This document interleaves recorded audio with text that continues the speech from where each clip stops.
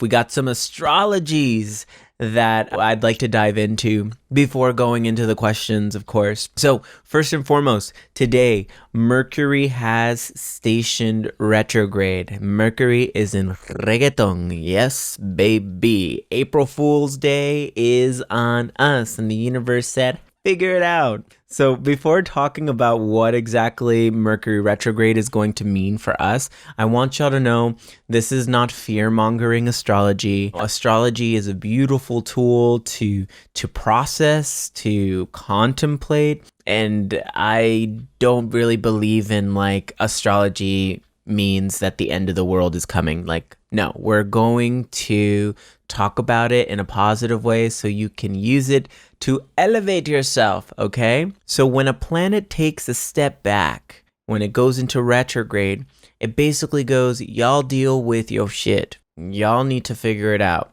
Y'all need to sit with yourself and see what happens here. Retrograde and those words that start with RE are hand in hand with one another. Review, reprocess, reintegrate, reinvigorate, rest. So what happens when Mercury retrograde takes place? A lot of people, they struggle with the energies because a lot of y'all don't know how to fucking chill. A lot of y'all don't know how to chill. A lot of y'all don't take this moment to just pause and just slow it down. Slow is nice. Slow is good. We don't have to be moving at 1,000,000 miles per hour all the fucking time. Take some time to really sit with yourself and really ask yourself, okay, what is working? What is not working? Another thing to take your time with is communication. Making sure that you're getting your point across eloquently, beautifully, precisely, removing all of the personal stuff that comes with communication and getting down to the root of whatever it is you're wanting to get off of your mind, body, or soul. All right. So it motivates us to think a little differently. When a planet is stationed direct and not in retrograde, think of it as like your spirit guide just boom, boom, boom, like without us really asking, taking care of some of these communicative things. So when it retrogrades, think of it as our spirit guides taking a step back and going, okay, let's see what's sticking. Let's see what lessons are resonating here. So take this moment, pause, reflect, review, and really just take a chill pill here. This is also happening in Aries season.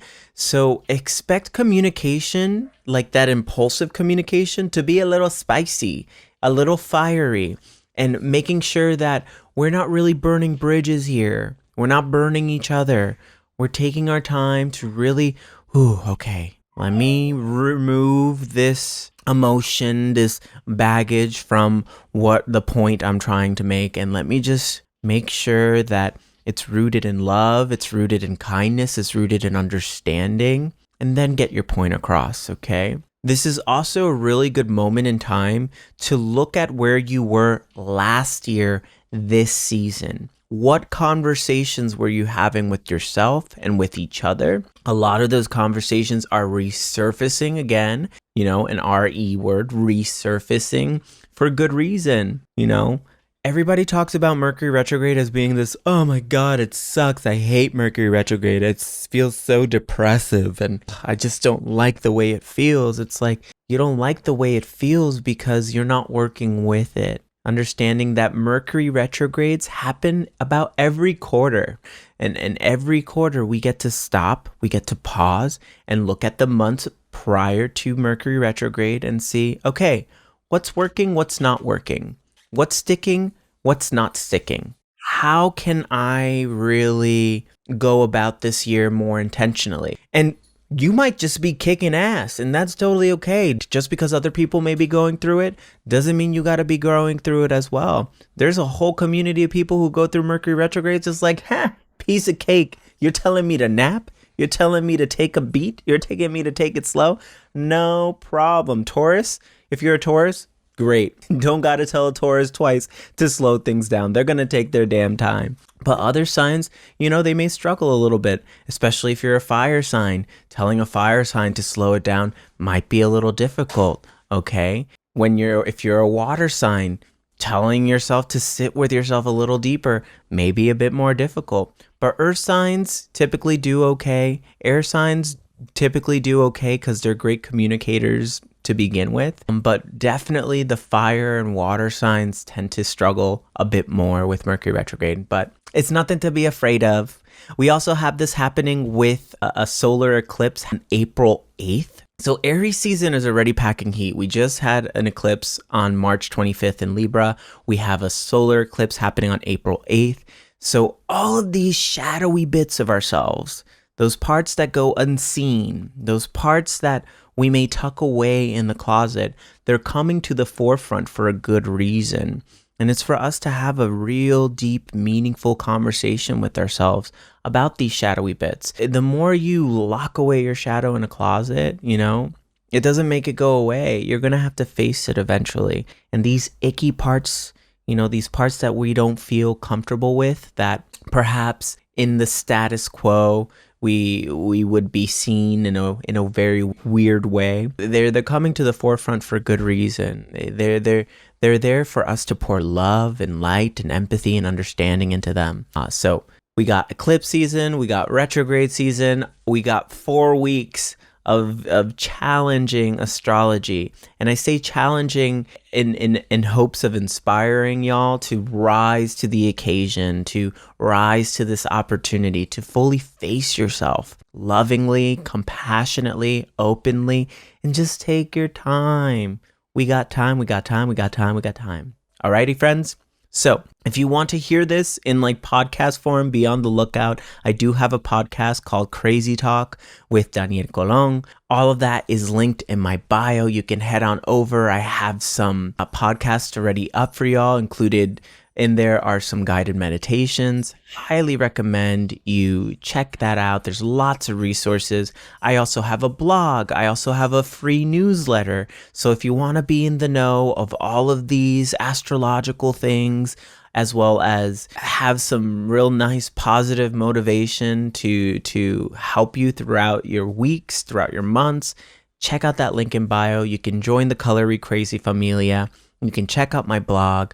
I have lots of resources for you if you want to get involved and deepen your understanding with self. I also offer one-on-one sessions. We can read your astrological chart. I do tarot readings every Tuesday here on Instagram Live.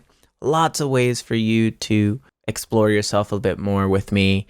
And I'm looking forward to the opportunity of helping you. And without further ado, my friends, let's talk about these questions. Let's see what we got going on here.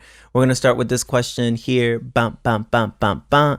Here we go. How do I let fear and trauma go if I think I found a great person? How do I trust? Really, really interesting question here. Because the easiest way to let go of fear and trauma is to let go of fear and trauma. It's just to do it. I think when we get into, let's say, healthier relationships, something that is important is establishing a common ground in that relationship as far as communication goes.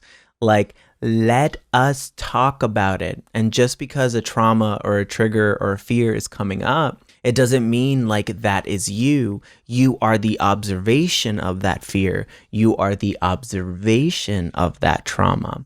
So having a partner, having a friend, having someone who you can just bring it up with, that is so important. For instance, my partner and I, we have a way of talking to each other about things that are coming up.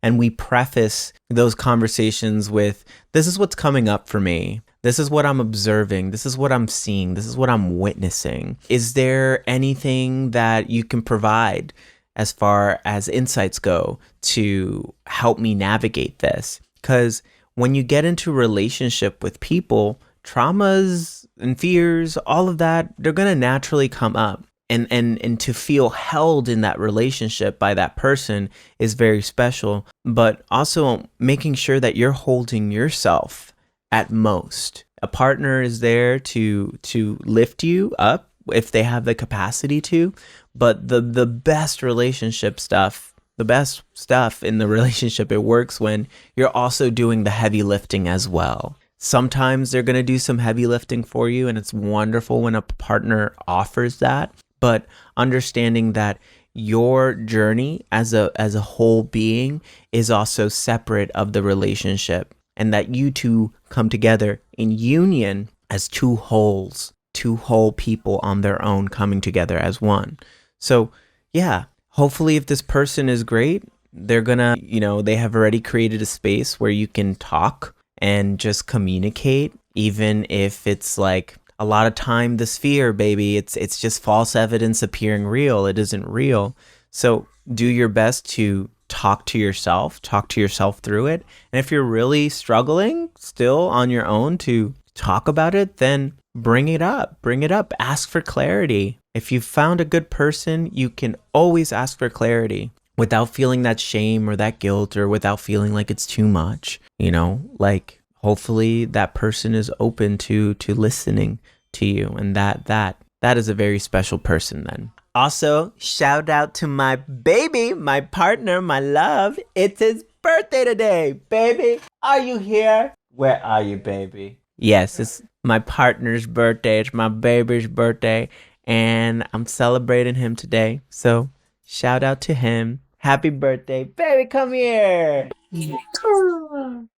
I love you. Hello, phone. Hello, phone. It's my baby's birthday. Babe, what was the biggest lesson of your last year? What was the biggest lesson of 46? Speak into the microphone when you're ready. The biggest lesson? Yeah. Probably the most poignant lesson. Was having to put down my dog, Emmett. I know it seems so depressing, but honestly, the biggest lesson was you can love somebody or something so incredibly much, and it's just a short amount of time that we get with anyone and everything in this life. And just to love and enjoy for everything, all the good and all the bad, be present to them, because time is so fleeting. Yeah, that's the most poignant. Lots of amazing blessings, lots of incredible, great things, but that was by far the most awakening moment. And then you. So, love you. Love you, baby. Yep, well, you heard it here. Lots of beautiful blessings. Cherish the time that you have with those people you love, because all this is finite, We do live in the infinite as non-physical beings, but, this physical love that we experience, that we get to experience here, one of a kind, truly special. It's what we came here for. Yeah, what we came here for. And yes, we're two Aries, and we do make it work. This is where astrology and like at least pop culture astrology and we kind of stray a bit, because they'll tell me like, oh, you should never date your same sign. It's like, we're so much more than just our sun sign. And regardless of anything, astrology is there to help us recognize how we have each and every single one of those components within us. We all have a Scorpio within us. We all have a Libra within us. We all have some Taurus. We all have all of the signs of the zodiac. They make up a complete whole being. So yeah, you make it work. Astrology, I don't really believe in incompatible signs. All signs that we get together with, whether through friendship or, in relationship, it's there to serve us. There's a lesson there. And if you are willing to look at it, then there's a lot of growth that can take place from, dating whatever sign. It's like, what do you want to learn about you? And DJ and I, we love him. We are two Aries, absolutely, but we're two different Aries as well. He's a Cancer rising, so there's a very nurturing quality to him. He's a Virgo moon. I'm a Capricorn moon, so as far as emotions go, there's a very practical way in which we navigate our emotions. And I'm a Libra rising, so I love the love, I love the nurture, I love the beauty. So in our connections with one another, that it actually works. There's a nice balance, and I think that's really why we seek partnership and relationship, right? Is for that balance. So yeah, that's us. Yeah, Cap Moon is interesting. I'm witnessing my Cap Moon and the seriousness of Cap Moon. A Capricorn in the moon sign is at its fall. Capricorn and moon energy does not get along. So as far as emotions go, I recognize that, your moon sign is how you harness your emotional life. It's how you naturally harness your emotional life. Capricorn is a workhorse. So I'm noticing for me, when I'm feeling super, super emotional and in my feels, throwing myself into work and working with my hands with something, it helps me process emotions. If you have a Virgo moon, how you harness your emotional life is through creating systems and organizing and structuring. You're so much more than just your sun sign. It's really, really amazing. Let's go ahead and go into another question. All right, cool. A Life So Private is asking the following. I know that I am the universe. Yes, you are. My thoughts create realities. Yes, they do. So everybody is a reflection of me. And when I meet someone who hates me, that means a part of me is hating me, right? Woof, yeah. But psychology says it's not you, it's the other person's fault. Who should I believe? Hey, this is really, really juicy questions. And shout out to A Life So Private, always coming through with some really great questions. As far as, we are mirrors for each other and we are reflections of each other, absolutely. Like, let's say I annoy you. I'm not the one who's annoying you. Something in you is annoyed. And that is triggered by my expression of self. Absolutely. There is that component to all of this. And if somebody, quote unquote, hates you, they're probably hating a part of themselves as well. They're probably hating a part of themselves that they see in you. But on the other side of the spectrum, there is also responsibility. There is the spiritual world where we are mirrors of each other and fragments of each other. But there is also this physical world, which is so powerful. So accountability, responsibility, all of that, we can desire that from other people. Just because we are these spiritual beings, it doesn't mean that we're not affected by other people's actions and choices, and you fill in the blank. But it is up to you through the spiritual work to look at those parts of you like, yeah, actually, I do feel hate for myself in this realm, in this aspect. And the universe is just going to show you time and time again through your interactions with other people how loud this conversation is. But I think for me, that state of mind, it kind of like releases the edge a bit so that when things happen, they don't happen at us, they happen for us. So somebody who may have been a dick to you, and you feeling a certain type of way, they were a dick to you. It doesn't necessarily mean that you're a dick, but it can also mean like, hey, stand in your power, speak up for yourself, advocate for yourself. Don't be a doormat, It can also mean that for you. So it doesn't mean we just allow things to happen for us because we're reflections of each other.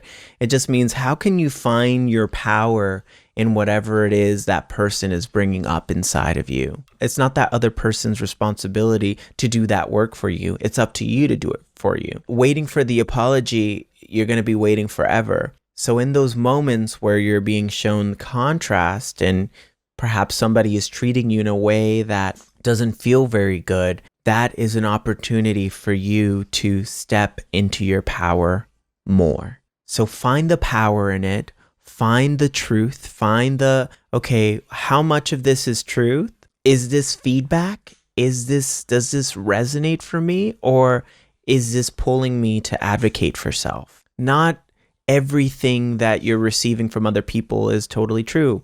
Somebody put into the chat, don't take anything personally, This is where like Don Ruiz Miguel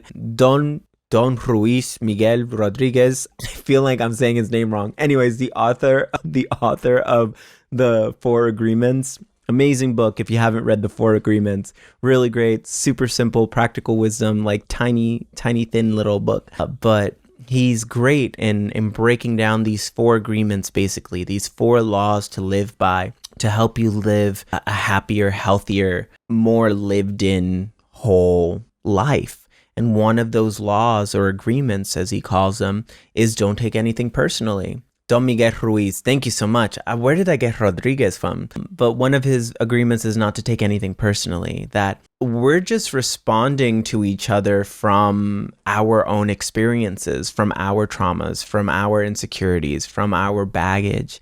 And by the time we get something or receive something from somebody else, it is more a reflection of them than it is of you. It's more a reflection of how they feel about themselves. So this person who hates you, I would take that with a grain of salt because they probably hate themselves so much more. You get to ask yourself in that moment, do I hate me? Do I really hate me? And if you don't, then you don't. You don't need to blame. You don't need to take it in. Like, we take everything in as being fact or as being finite. Like, before responding, before really believing whatever another person is telling you, really ask yourself if it's resonating with you, if it's true. Is it constructive criticism? Is it feedback? Did you ask for this feedback? Because if you didn't, then you probably definitely shouldn't be taking it in, because it's not yours. It's not yours. A continuation of this question here says, but when you say someone triggered you, that means you are triggering yourself because everyone is me. So if I blame the other person or maybe they are wrong, that means I'm blaming myself. There is no blame here, you know? Ultimately, there is no blame here. There is no right. There is no wrong. There only is alignment. And whatever it is you're aligned with, or whatever it is you're wanting to align with. We live in a vibrational reality. So there is no blame. If you're wanting blame, then you're giving your power away to that person you're casting the blame on. Ultimately, the universe is wanting you to know that you are a self-sufficient being. You are self-sufficient, you are resilient, you are powerful, you are a divine creator of your reality. There is no blame, there is only alignment. So by blaming and pointing the finger at the other person, you are aligning to their vibration as well. And if that vibration is feeling super shadowy and super, hateful, then you are now at a vibrational match with it, okay? If you take that person's energy in, that's what you're doing. Instead of casting blame, send love. What about sending them love? What about, I hope they find their way, praying for them. And this is where the prayer in the Christianity sense, like, I'm going to pray for you, is like, that's where it's kind of fucked. But honestly, like, wholeheartedly praying for someone for their happiness, honestly praying for their betterment, for their alignment. I really hope they align with their highest good.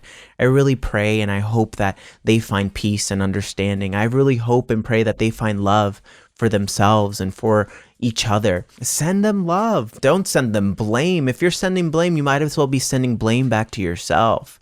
It's just a bouncing board. And if you send that person the same vibration, it's like throwing a rubber ball at a wall. It's going to come right back to you. But if you send a different vibration, if you send a different energetic, imprint back, that wall it's not no longer there. It's just going to be sent right through it. You're not going to get it right back to you.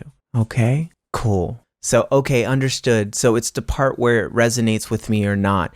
If it doesn't, then it's not for you. Yes, absolutely. It's nothing to do with me. Understood. Yes. Come on, a life so private. You understand this. You understand. That's it right there. That's it right there. If you have enough energy or you can try to elevate or be super kind, absolutely, absolutely, absolutely. Understanding in this reality that we live, in this physical plane that we live in, there are so many realities. And our emotional response is basically us getting into that vibrational reality. Like, multiverse already exists. I can live in the multiverse of suffering, of pain, of trauma, of insecurity, or I can live in the multiverse of power, inspiration, of love, of compassion.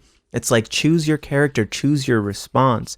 And you may find that certain responses are a bit more automatic than other ones. You may find that, oh, actually in this situation, it's a little harder for me to show up as my highest self. But you can guide yourself there through gratitude, through pause, through just like slowing down and making yourself fully aware. You can choose other. And you can choose other whenever you want. You can choose something else. You may be treated like shit and you're like, I'm going to treat you like shit in return.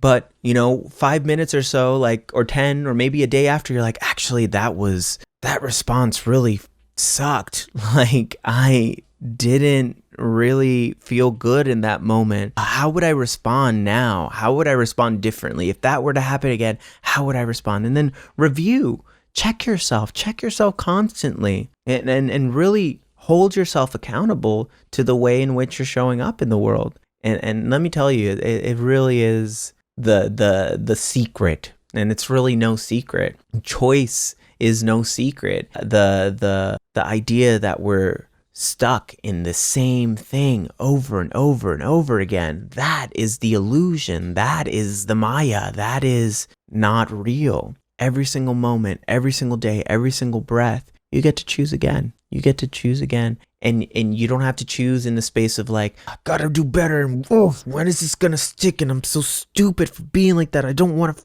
I'm such an idiot. Like, no, just it doesn't have to be that deep. Don't beat yourself up for creating whatever vibration you don't want to align with. I'm gonna do better next time. And universe, God, source, creator, whoever you are, whatever you are, just like, help me be aware more next time. Like, help me see it clearly next time. Help me show up more lovingly. Help me show up more compassionately. I want to show up more compassionately and lovingly, and just, I don't want to take things so personally.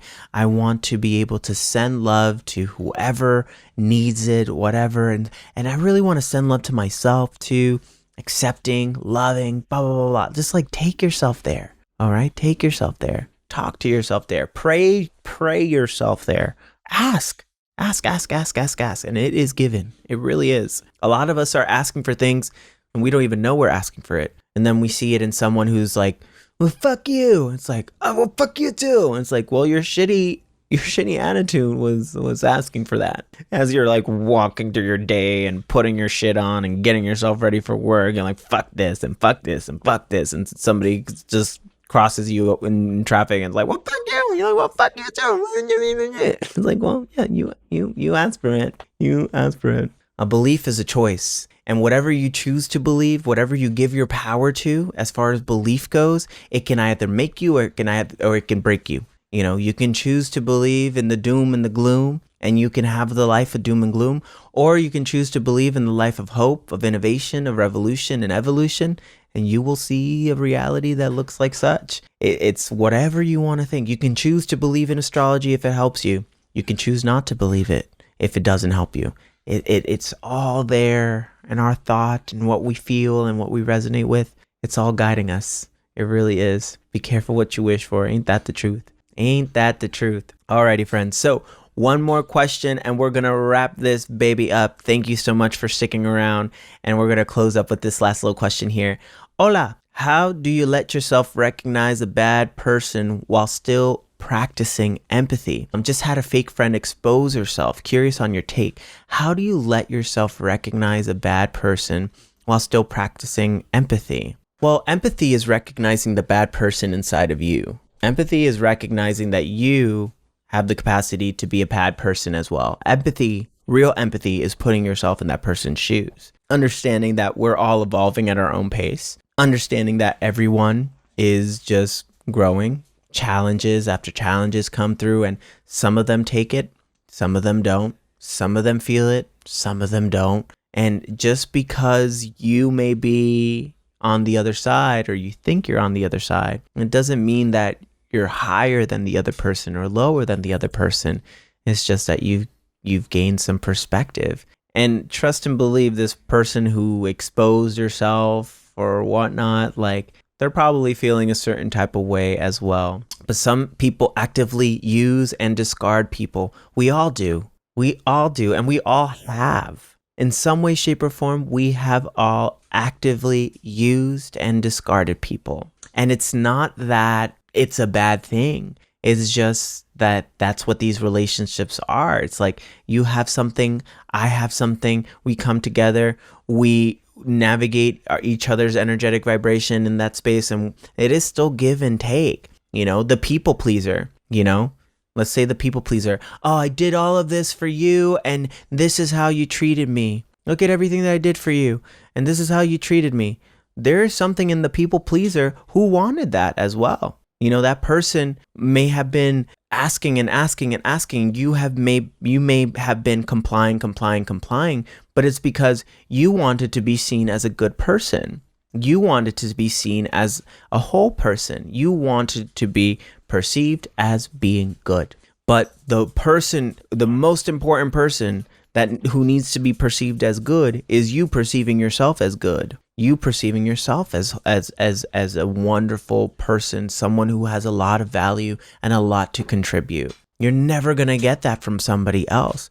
And that's where the people pleaser goes, oh, well, I did so much for that person and they just used me and they discarded me. It's like, you were also getting something from that relationship as well. You were also getting something from it. On continuation of this question, it says, no, I ignored red flags because my mutual friend said she was good.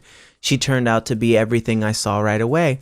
And that's okay. Now you know, like, hey, I have an intuition. I have this compass inside of me that's guiding and pushing and prodding and motivating. And it's up to you to listen to it. It's sure, the other person may have done whatever they did, but you still went through it. And that's not a bad thing, because the thing is, people are inherently good. I think this is where the next step, even for me, is understanding, like, people are inherently good and they want to be inherently good. They just don't know that there's a choice yet. They don't know that it is possible, but people are inherently good. And some of us, we just choose to see the good in people. And I would much rather see the best, the good in people, than see them for their worst. You can still see little glimpses and glimmers of them probably not being the best person or at that moment. But eventually they're going to want to be good. They're going to eventually want to do that. And it may be your kindness that gets them to a place of understanding just how good they are. It may be your kindness. It may be the next person or the next person or the next person. But at least your integrity, you still showed up as good, as giving the person the benefit of the doubt. You're still good. You're still standing. You're still okay. Your love could either be conditional or not conditional. And that's where the pain comes in. It's like, oh, well, that person hurt me, so I don't want to love them anymore. And I don't want to give them any love. It's like, well, when in that moment, you're also not giving yourself the most either. So yeah, I want to believe that, but so many people, yes, maybe don't know it's possible. And that's okay. You can be the example of love, of compassion, of empathy. You can be that person. You're never going to be the one who fixes them, though. You may be the catalyst, and it may be the next person that they use and discard, or the next person they use and discard. They will eventually bring this pinnacle lesson to their life. Like, no matter how much I actively use and discard people, I still feel empty. I still feel incomplete. Man, I feel so awful for doing XYZ to all those people. There has to be a more sustainable way. There has to be a better way. And that is where all this self-work comes in. That's spiritual awakening right there, is understanding and choosing, like, I gotta figure out a healthier way to do this thing called life, because the other option is to continue damaging myself and the people around me, or just ceasing to exist. So that ultimatum, that choice, that will come. And we've all reached a place in our lives at some point. I definitely have. And then eventually I said, all right, I want to do better. I want to be better. I want to live better. I'm ready for the challenges. Show me what you got, universe. Show me what real love looks like. And boom, here we are. It's possible. To be honest, I told her she better hope she doesn't run into me or I'll kick her ass. This isn't me. It's not you. I haven't talked to someone like that since high school. Hey, and that's totally okay. Ultimately, we want to be respected. We feel like respect me. Like, I treat you the way I want to be treated. But we cannot, time and time again, we can be disappointed in that. So going into these relationships without the expectation of, like, oh, well, this is what it's going to be. Like, no, like, give space for whatever to come up. You still get to show up lovingly. You can. You absolutely can. And I think ultimately there's a more hurt part of you. There's a really hurt part of you that's like, damn, I hate when people hurt me. But your love of self, like that is the most important. Like, so really ask where you are. Let that small version of you know, like, hey, it's okay. And if you're kicking someone's ass, you might as well be kicking your own. Like, there will be guilt there. There will be shame there. It doesn't have to get to that space. Like, how can you ask for what you need and also pray for whatever they need too? Because they're going through their own thing. And it's not to, like, you know, bullshit you into, you know, there are shitty people in this world. There are shitty people in this world, but there's a good in all. I think what is mostly angry, what you're angry at the most is yourself for allowing it to happen. There were signs, there were clues, there was an intuition that was present there, and you didn't listen to it. And you could have lovingly seen your way out, avoided the whole entire situation, but you didn't. You didn't. And there were signs, there were clues, and now there's anger inside of you and you want to take it out on this person, but you're taking it out on yourself the most. And it's okay. You fucked up. You fucked up, and great. Fucking up is just another lesson. Next time intuition will show up and you will lovingly see yourself out and be like, nope, not for me. I'm not for me. I've seen this before, and you can discern from there. Or you could choose to see the good in that person again and then go from there. It's up to you. Ultimately, we all want to love. Ultimately, we all want to love, and we want to be loved in return. Sometimes people can love us in return in the way we want to be loved in return, and sometimes they really can't. But that is no reflection on how lovable you are as a being, as a person. No reflection of you. That's everything to do with them and what they're growing through. It's not your fault. Not at all. Alrighty, friends. Well, on that note, thank you all for joining me for Chat, Heal, and Chill. I really, really, really appreciate you. Thank you for being here. You can join me at the same time, same place here on IG Live every Monday. We'll talk about it. We'll chatses, we'll healses, all the wonderful things. Book readings, book a tarot session. You can buy my merch. Any contribution, highly appreciate it. I try to infuse all of the things, all of my offerings with love and intention. So happy to have you here. Happy for you to be around. I love you all so much, and I am looking forward to the next time we come together. Much love. See you here tomorrow too. Tomorrow is Tarot Tuesday. Every Tuesday, Tarot Tuesday on Instagram Live. So come through. I do a collective reading every single Tuesday. Come through for the collective reading and stick around for the personal readings, because the wisdom, the information that comes through is potent. We live, we laugh, we love. All right? Mwah! Lots of love to everybody. Till next time, I appreciate you so much.